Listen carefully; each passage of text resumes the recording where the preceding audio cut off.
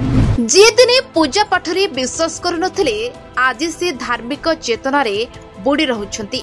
सत्संग शुणुछंती, पूजा पाठ भी करुछंती। निजर अग्रेशन को नहीं परिचित किंग कोहली एबे मंदिर पूजा पाठरे विश्वास करुछंती। हाँ आज्ञा, सत हैला विराट को स्वप्न। प्रेमानंद महाराज को दरबार रे चबकिला विराट को भाग्य।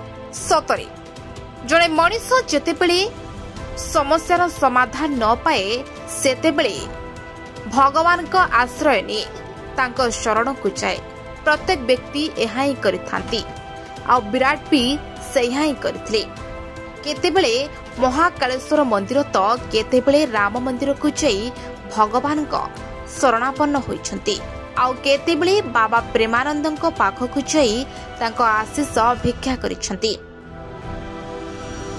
जार वीडियो सोशल मीडिया रे किछि दिन पूर्व भाइराल होइतला। 17 वर्ष धरी आईपीएल रे विराट कोहली को भाग्य चमकी नथिला, किंतु बाबा प्रेमानंद महाराज को दरबार जिबा परे विराट को अपेक्षार अंत घटिला।